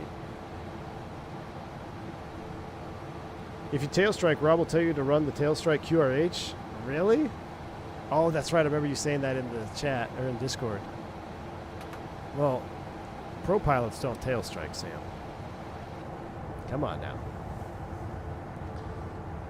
You think Randazzo's going to drink McDonald's on a Dassault Falcon? True. Yeah, anybody who thinks PMDG is doing it wrong, I raise them, I see your argument, and then I raise them a Falcon 50. They obviously know what they're doing as a company. Whether we like it or not, it is what it is, man. Pro pilots don't accidentally set brakes mid-push because they screw up bindings. I don't know, Sam. I've seen a couple of your taxiing situations there in hot Atlanta.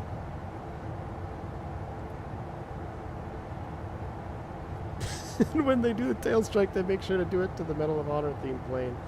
Oh, that sucks. You can adjust the pilot headrest? I didn't know that, Andre. Really? Oh, what? See, I'm going to learn how to manipulate the seats from PMDG instead of the real thing. All right, we're going to keep it in VNAV path. And we're going to slow down to... What the hell? Chat. What the hell just happened?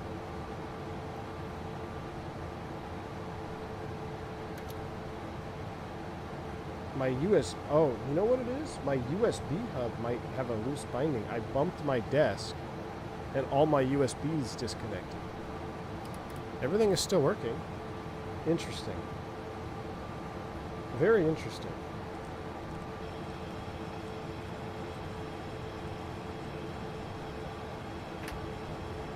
Yeah, we got it back. I don't know. That was weird. All my USBs disconnected. But I bumped my desk. So, interesting. Do we do final approach glide path on this? I think so. Desk pop. I love that movie. Flaps 5.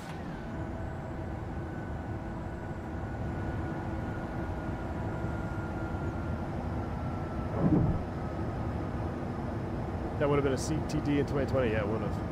Aim for the bushes.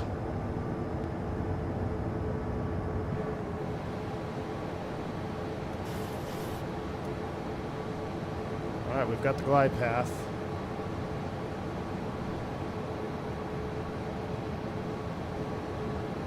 Flaps 5. I haven't got all the way quite there.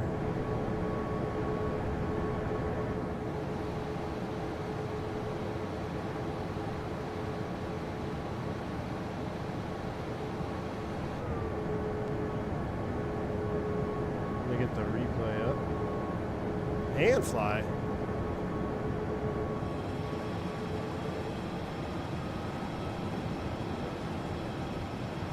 Oh man, if I hand fly, I won't be able to see all the scenery. Look at all the boats out there. Wait, this isn't Santos Dumont, is it? No. No. This would be cool at night. We should have done a night flight into here. Midday is super mid. Alright, let's check on the tower.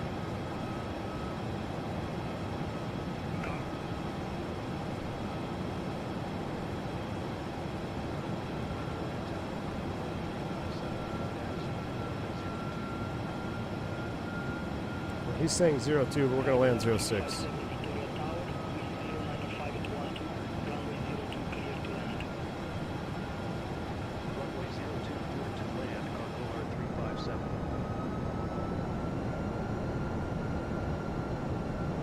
this is Victoria. Yeah, yeah. That's where Gus told us to go. This will be epic at Blue Hour.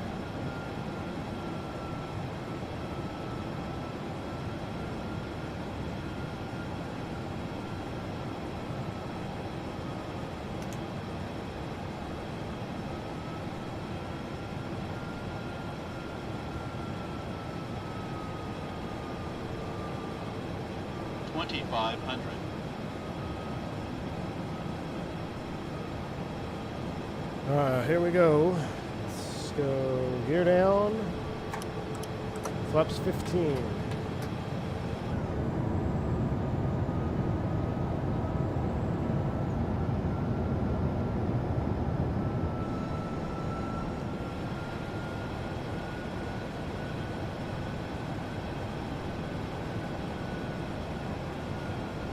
PMD 143.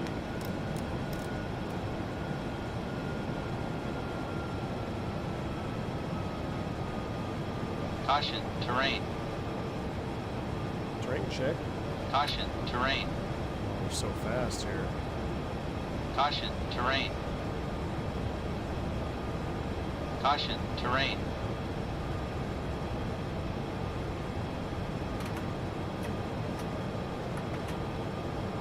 Flaps 30.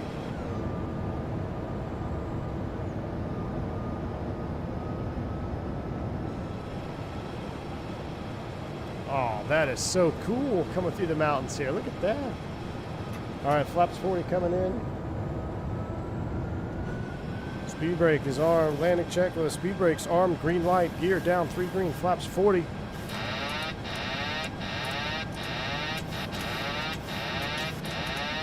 know what? That messed up my yoke too. I don't know what I did there. Autopilot's off. Flight director's off. Airport's in sight. 1,000. What is that?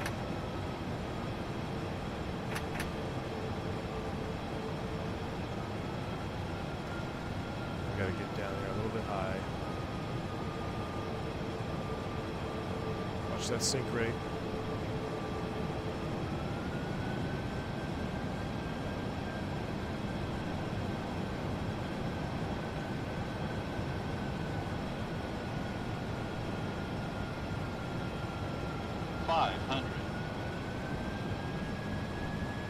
Approaching minimums.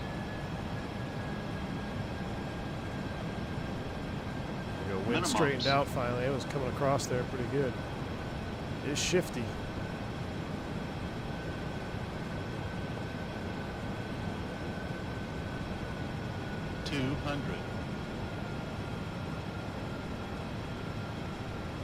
Man, a gusty day, Gus. Why'd you bring me in 100. 50. 30. 20. 10. Check. Close. Oh, don't float it out.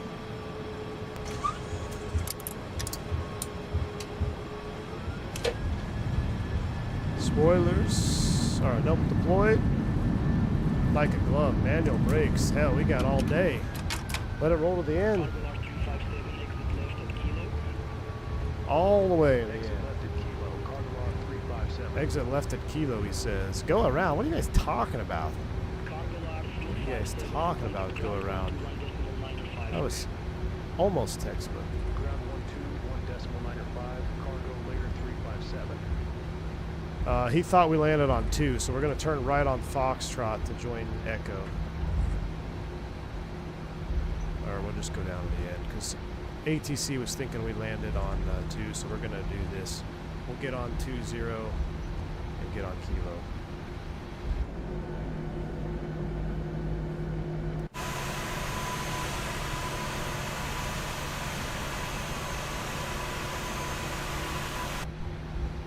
Wait, what is this?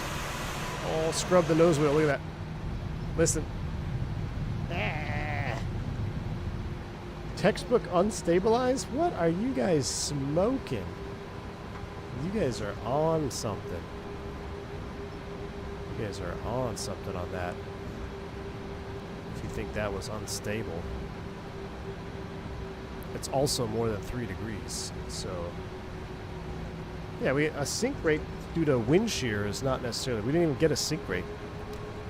Our descent rate was a little steep there when we were getting battled around, but that was above 1,000 feet, so all is good.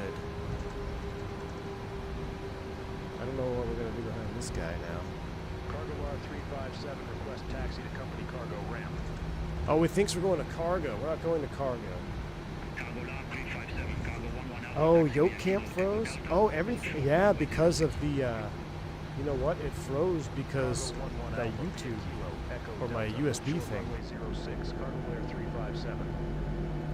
These are the types of pilots that would go around from a wind gust, exactly.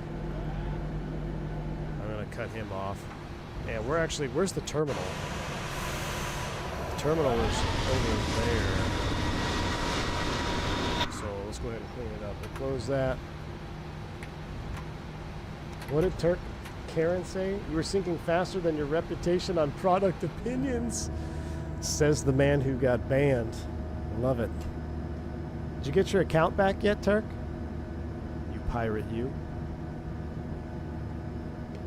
Left is cargo, right? Left, left, left, left, left, left. Oh, okay. Left, left, left, left. Thank you, thank you, thank you. What? I think you guys are yanking my chain now.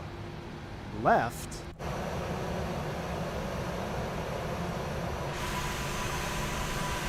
Is that not the terminal over there? Oh, over there behind the trees. I see it, I see it, I see it. Look, Captain problems. Captain problems. Thank you, Vodka. Captain problems. We never did our after landing flow. Alright, reset trim, 5 units.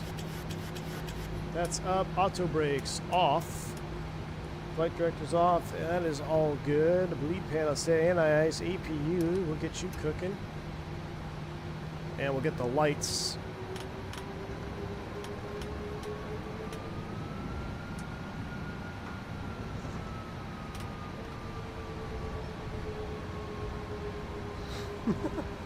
Go straight, right, left. We got it, we got it, we got it. I told you it'd be spicy approach. I mean, I don't know about spicy, but it was nice. I actually really enjoyed that. I've never been in here before. We'll have to do that again at night or sunset. I can only imagine what that looks like. Sunset, blue hour. I love coming in between those two hills. Yeah, taxi light. Again, captain problems, Vodka. Captain problems. We need Windwing to stop making all this Airbus stuff and start making Boeing stuff now. I'll hand fly it next time, Gus, for sure. I just like looking around. I've never even been to that scenery. This is, I literally installed it for, it's on sale on Marketplace for $1. This scenery right here. It's on sale right now for $1 on Marketplace. Doesn't seem to have any perf issues. Come in when it's real. Oh, I can imagine when it's really windy across those hills there. I bet it would be gnarly. We'll see on the replay, but I mean, this was shifting, you know, 15, 18 knots, dropped down a little bit, came back. I like it. I like the recommendation. What we should do, how far is Santos Dumont from here? That would be a fun little out and back, you know, a Santos Dumont turn, like start in Santos Dumont, come here and then go back. It can't be that far. Hour and a half? Maybe we'll set that up in the future. Airport has mixed feelings from my father. He loved during the day, hated at night. The only airport where he thought he would die. I mean, windy at night, I can imagine it would be pretty spicy, especially on 6 there.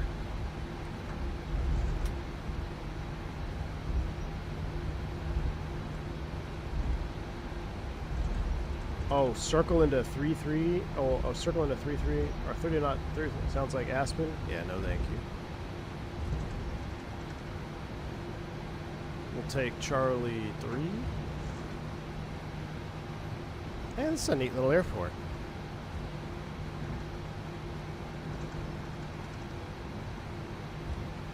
This is a neat little airport.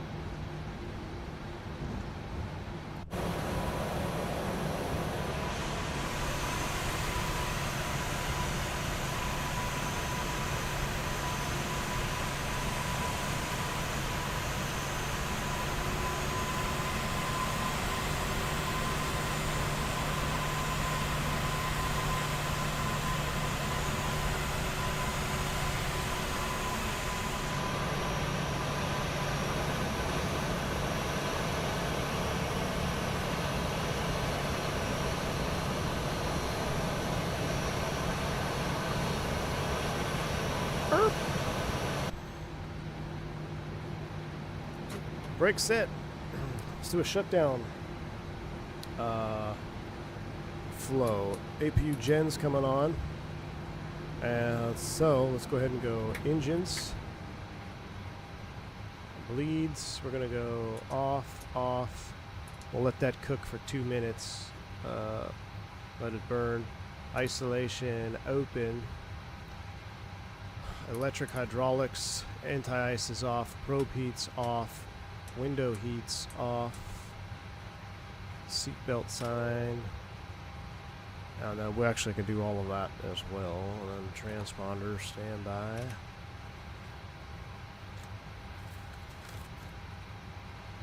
And beacon light can come off.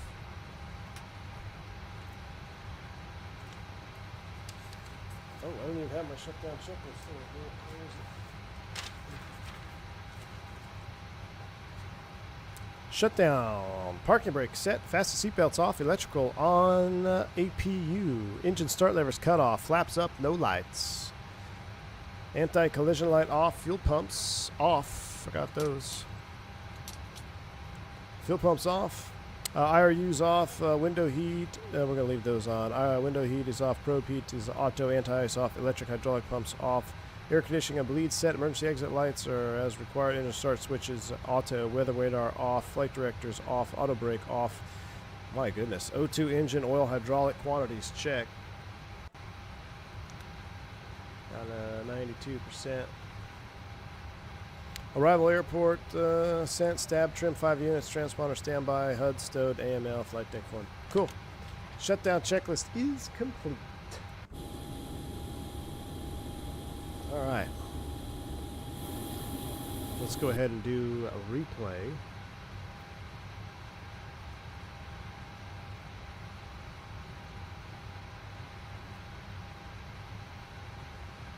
And I don't even think I need to do the state. If you just put those back to run, put these back on, put your hydraulics back on, put these back on.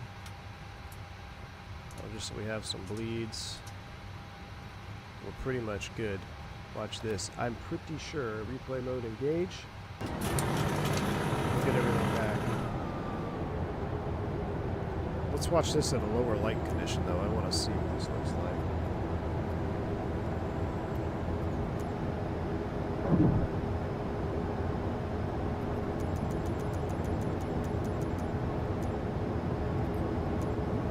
Are the lights on yet? Yeah, lights are on now. Oh, this is nice, Gus. You think Mr. Rondazzo drinking Maxwell House on the Falcon? I doubt it. Yeah, no, we went through that. Yep. Set. Oh, I wanted to check our landing rate since you guys said I needed to go around.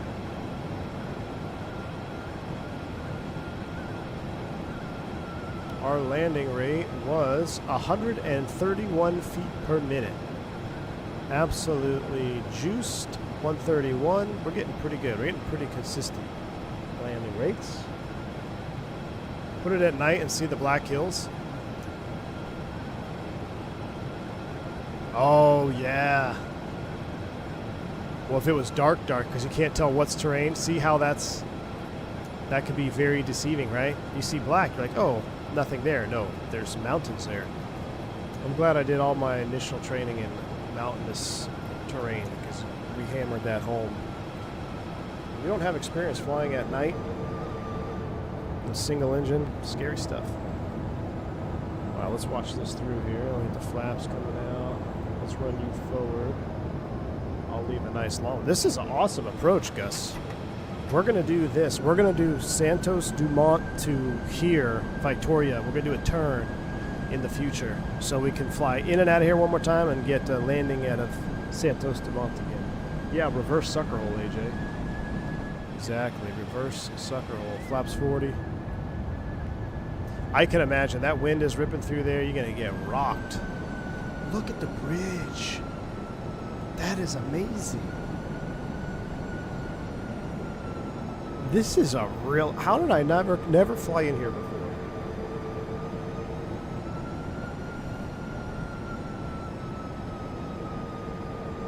We got it. This is cool.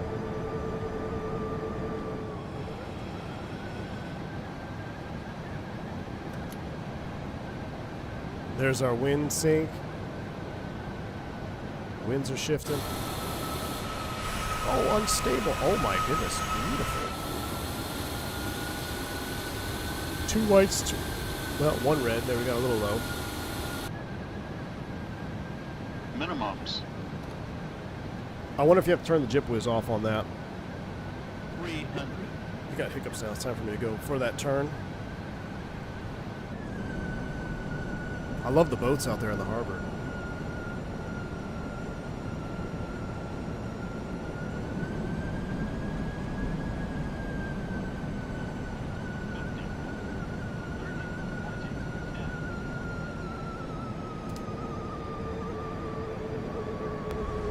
Oh.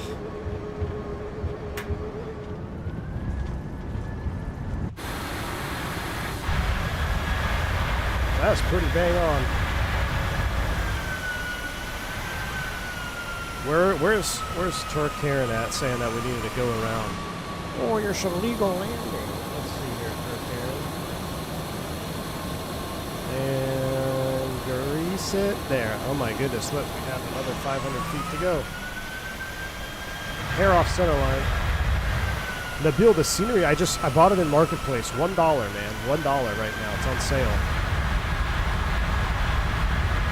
You know what would be a cool view is in between these hills here. If I could plane spot us.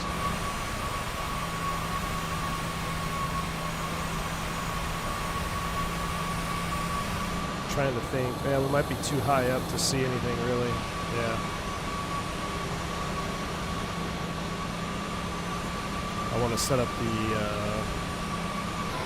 flyby cam here real quick. And we'll get I'll get a full replay in with sail here in just a minute. Yes, sir.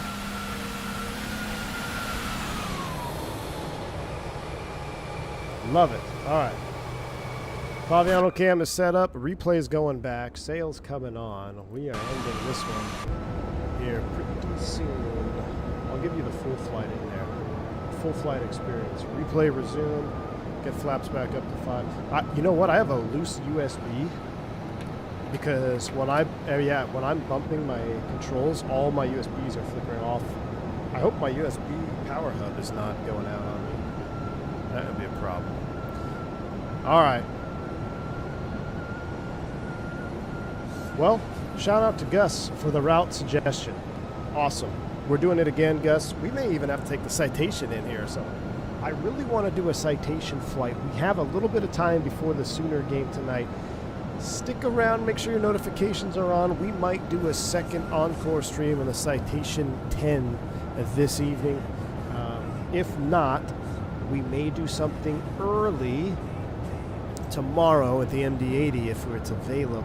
If not, I probably won't see y'all till next week. Week of Christmas, we might do a stream or two, and then it's going to be getting pretty thin for the content after we go back to Sim. So thank you all for tuning in. And thank you for your support. Thanks for all hitting the like button.